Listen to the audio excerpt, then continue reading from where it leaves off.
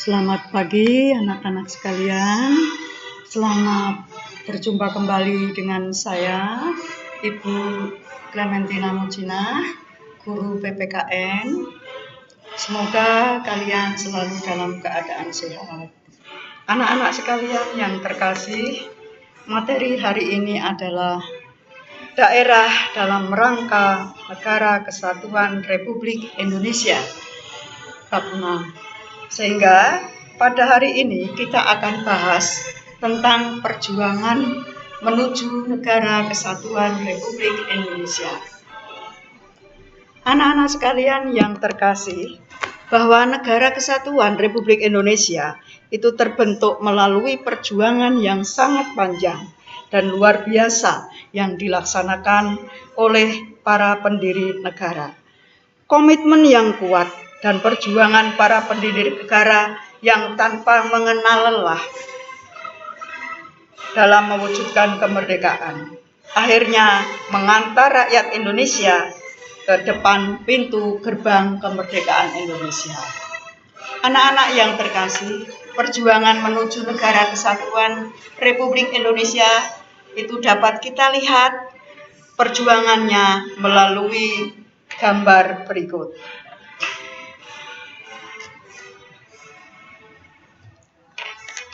Anak-anak sekalian, perjuangan bangsa Indonesia merupakan sebuah perjuangan yang dilakukan oleh para pahlawan, para pendahulu kita. Jadi Negara Kesatuan Republik Indonesia yang terdiri dari daratan, lautan, kurang lebih dengan luas 5 juta kilometer persegi dan jumlah penduduk 240 juta jiwa. Perjuangan daerah mulai dari perjuangan rakyat Maluku tahun 1811 sampai 1818, yaitu oleh Kapten Patimura. Perjuangan Kapten Patimura ini adalah perjuangan melawan Belanda pada saat itu. Perjuangan yang kedua, perlawanan kaum Padri di Sumatera Barat tahun 1803 sampai 1835, yaitu dipimpin oleh Imam Bonjol. Nah, Imam Bonjol juga merupakan salah satu pejuang dari kaum adat sehingga mereka melawan Belanda. Perlawanan yang ketiga dari Jawa Tengah, yaitu 1825 sampai 1830, yang dipimpin oleh Pangeran Diponegoro. Pangeran Diponegoro merupakan sosok yang sangat cerdas dan terampil dalam perjuangan, menggunakan strategi perang gerilya. Nah, perjuangan Diponegoro ini juga merupakan perjuangan yang sangat berhasil karena berhasil memukul mundur Belanda, sehingga Belanda sempat kalah dengan Diponegoro. Tetapi karena kelicikan dari Belanda, Diponegoro diajak berunding. Nah, dalam saat perundingan itulah Diponegoro ditangkap. Akhirnya sampai di situ perjuangan Diponegoro dan akhirnya wafat. Berikutnya perlawanan rakyat Sulawesi tahun 1617 sampai 1666, yaitu dipimpin oleh Sultan Hasanuddin. Sultan Hasanuddin adalah seseorang pahlawan, pejuang kemerdekaan yang dikenal dengan ayam jantan dari timur. Nah, julukan ayam jantan dari timur ini merupakan julukan yang sangat didambakan oleh rakyat Sulawesi pada saat itu karena keberaniannya melawan Belanda. Berikutnya perlawanan rakyat Kalimantan tahun 1959 sampai dengan 1902, yaitu dipimpin oleh Pangeran Antasari. Dalam perjuangan Pangeran Antasari itu melalui perjanjian, yaitu yang disebut dengan Perjanjian Bonggaya. Tetapi karena akhirnya Antasari juga kalah dalam perang tersebut dan wafat. Kemudian perlawanan rakyat Aceh, Tengku Umar. Tengku Umar itu merupakan salah satu sosok yang pemberani yang berjuang melawan Belanda pada tahun 1854 sampai 1899. Pada perjuangan Tengku Umar akhirnya juga dikalahkan oleh Belanda dengan akal bulusnya, yaitu dengan perundingan. Tetapi akhirnya Tengku Umar ditangkap. Kemudian dilanjutkan perjuangan oleh Cut Nyak Dien, yaitu 1878 sampai 1880. Seorang pejuang wanita yang sangat pemberani. Berikutnya adalah perjuangan rakyat Batak tahun 1878 sampai dengan 1907. Perjuangan melawan Belanda juga yang dipimpin langsung oleh Sisinga Mangaraja. Seseorang yang sangat kuat dan gigih berani dalam perlawanan melawan Belanda. Berikutnya adalah perlawanan rakyat Bali pada tahun 1846 sampai 1905.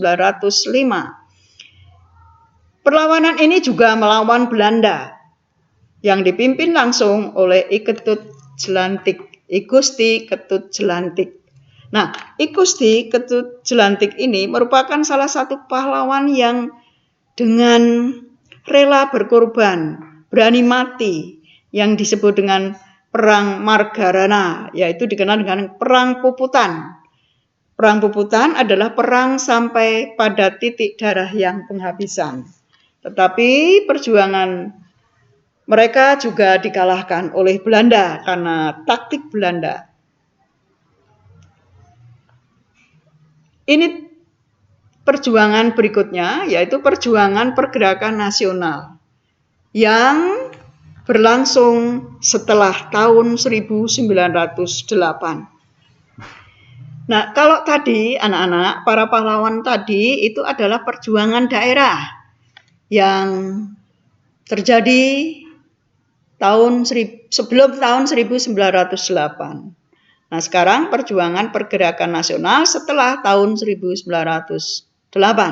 Ternyata dengan perjuangan tersebut, Indonesia harus mengubah taktik perjuangan, yaitu perjuangan melalui organisasi modern.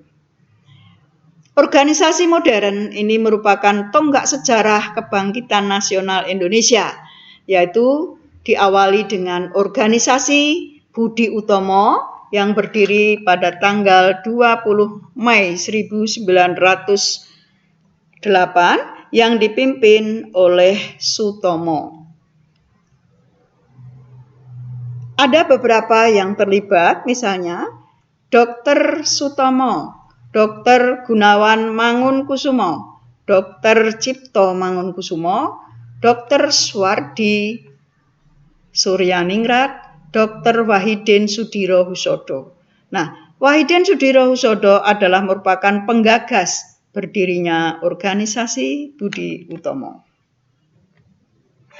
Perjuangan yang kedua adalah Sarekat Islam. Tahun 1912, Sarekat Islam ini dipimpin langsung oleh HOS Cokro Aminoto dan teman-temannya. Organisasi yang berikutnya adalah PNI atau Partai Nasional Indonesia yang berdiri pada tanggal 4 Juli 1927. PNI merupakan organisasi yang dipimpin oleh Insinyur Soekarno sendiri, yaitu perjuangan bersifat politik.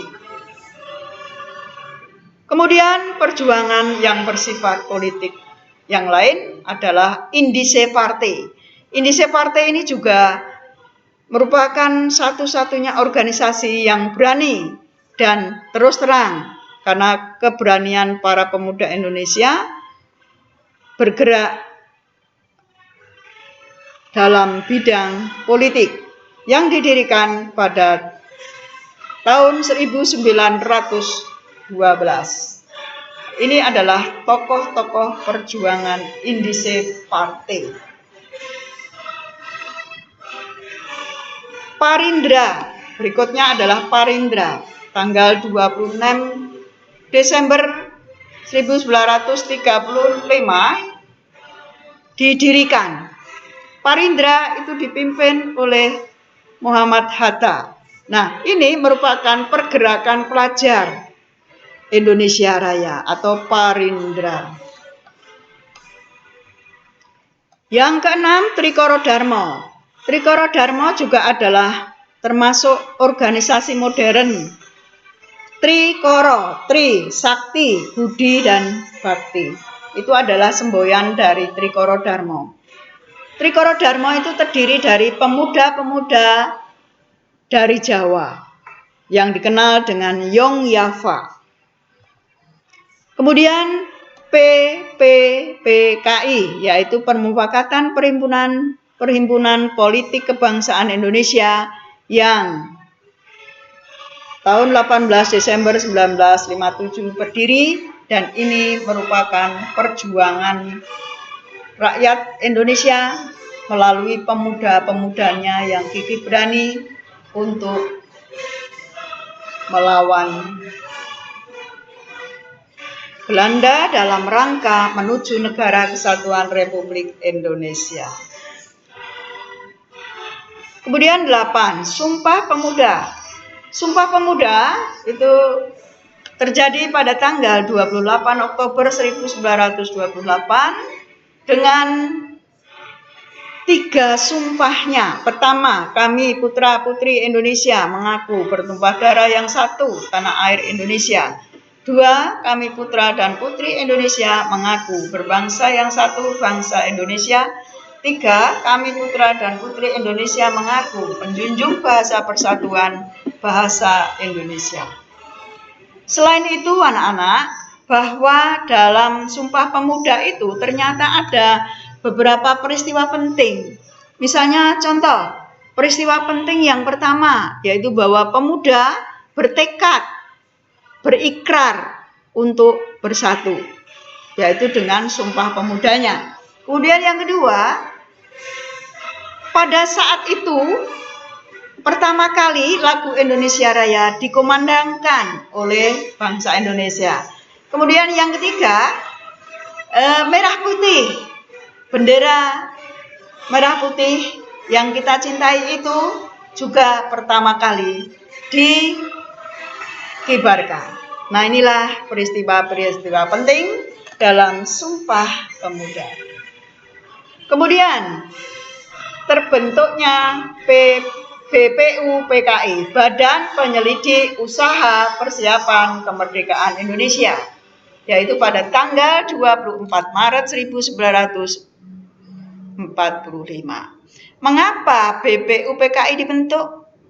Maka kita lihat ceritanya berikut. Pada tanggal terbentuknya BPUPKI, maka latar belakangnya adalah bahwa keadaan Jepang pada saat itu dalam keadaan terjepit. Artinya bahwa Jepang itu sudah merasa bahwa dia akan kalah melawan sekutu dalam perangnya. Sehingga ini janji Jepang kepada Indonesia, jika setelah Jepang kalah, maka kekuasaan akan diserahkan kepada siapa, itu juga belum tentu, sehingga BPUPKI inilah merupakan salah satu organisasi yang dibentuk oleh Jepang supaya Jepang dapat bantuan kepada Indonesia. BPUPKI bersidang 2 kali. Sidang pertama adalah tanggal 29 Mei sampai dengan 1 Juni 1945. Kemudian sidang kedua tanggal 16 Juli sampai dengan tanggal 10 Juli sampai dengan tanggal 17 Juli 1945. Nah, sidang pertama itu berhasil merumuskan dasar negara Pancasila. Nah, dalam perumusan dasar negara itu juga berkat Insinyur Soekarno, berkat Muhammad Yamin, dan berkat Notonegoro. Rancangan Undang-Undang Dasar 1945 juga terbentuk mulai tanggal 10 Agustus sampai dengan 10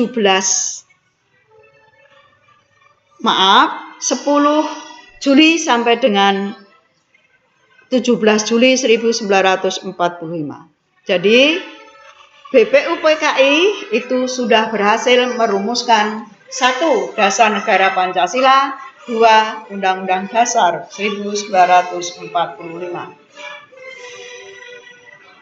Nah, dalam perumusan Undang-Undang Dasar 45 yang merumuskan adalah anggota BPUPKI, yaitu yang disebut dengan Panitia 9.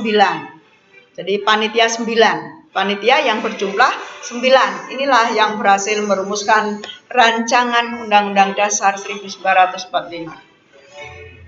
Setelah semua terbentuk, maka pada tanggal 14 Agustus 1945, Jepang dibom oleh tentara sekutu. Jadi pemerintahan Jepang, negara Jepang dibom oleh tentara sekutu. Yaitu pada tanggal 14 Agustus 1945, terpaksa Jepang harus menyerah kepada sekutu. Akhirnya di Indonesia sendiri terjadilah kekosongan kekuasaan yang disebut dengan vacuum of power. Ternyata dengan kalahnya Jepang kepada sekutu, ini akan digunakan sepenuhnya oleh bangsa Indonesia untuk mempersiapkan diri kepada kemerdekaan Republik Indonesia. Tetapi apa yang terjadi? Terjadi peristiwa Rengas Dengklok. Yaitu peristiwa Rengas Dengklok ini bermula dari tanggal 14 Agustus 1945, di mana Hirohito mengumumkan bahwa Jepang menyerah tanpa syarat kepada sekutu. Peristiwa tersebut terjadi setelah kota Hiroshima dan Nagasaki dibom oleh Amerika Serikat, sehingga belum mengetahui mengenai penyerahan Jepang kepada sekutu. Itu kronologinya ya anak-anak. Kemudian tanggal 16 Agustus 1945, Soekarno-Hatta yang diculik oleh Soekarni, Kartodiwiryo, yaitu beberapa pemuda telah membawa Soekarno dengan Hatta secara paksa ke Rengas Dengklok, Jawa Barat. Maka dalam rapat PPKI atau Panitia Persiapan Kemerdekaan, tanpa kemunculan dua sosok tersebut, yaitu Insinyur Soekarno dan Hatta. Oleh karena itu, PPKI harus ditunda. Kemudian berkat Ahmad Subarjo adalah yang kala itu bekerja di kantor penasihat Angkatan Darat Jepang, mendapat informasi bahwa Soekarno-Hatta diculik ke Rengas Dengklok. Dia segera ke sana dan bermusyawarah dengan golongan muda. Soekarno-Hatta bisa dibebaskan. Para pemuda bersedia membebaskan kedua tokoh itu dengan syarat proklamasi harus segera diumumkan tanpa bantuan Jepang. Tokoh yang terlibat dalam peristiwa Rengas Dengklok adalah Wikana Soekarni Darwis, Insinyur Soekarno, dan Muhammad Hatta. Sedangkan Ahmad Subarjo adalah orang yang menyelamatkan penculikan Soekarno dan Hatta dibawa kembali ke Jakarta. Anak-anak, inilah gambar dari penculikan Insinyur Soekarno dan Muhammad Hatta yang dilakukan oleh tokoh-tokoh berikut. 1. Sukarni Kartodiwiryo, 2. Wikana, 3. Darwis. Ini adalah tokoh golongan pemuda, golongan muda. Kemudian setelah Insinyur Soekarno dan Muhammad Hatta berhasil dibawa kembali ke Jakarta, maka segera merumuskan naskah proklamasi kemerdekaan, yaitu yang sekarang di Gedung Pancasila. Kalau dulu adalah Gedung Laksamana Muda Maeda. Nah, di Gedung Pancasila ini teks proklamasi kemerdekaan dirumuskan.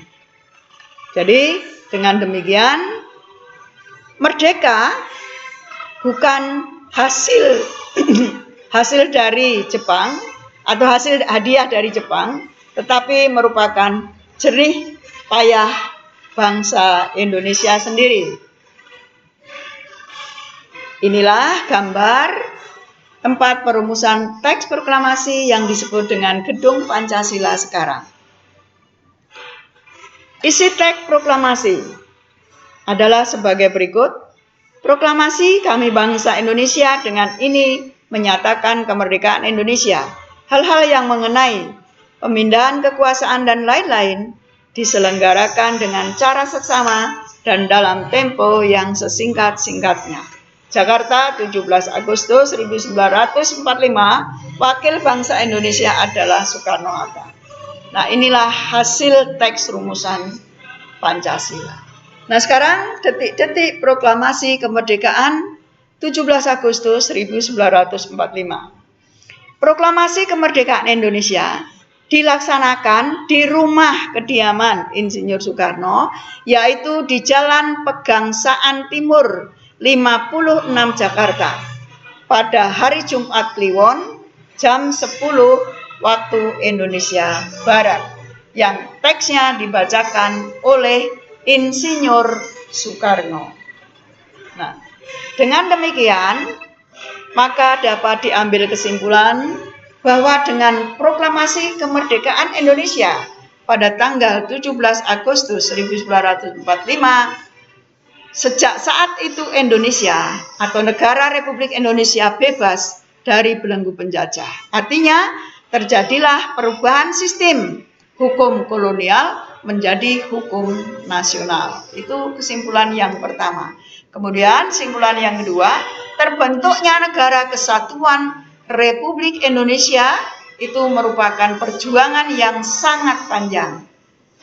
Jadi terbentuknya Negara Kesatuan Republik Indonesia yaitu sesuai dengan pasal 1 ayat 1 Undang-Undang Dasar 45 yang berbunyi bahwa negara Indonesia adalah Negara Kesatuan Republik Indonesia.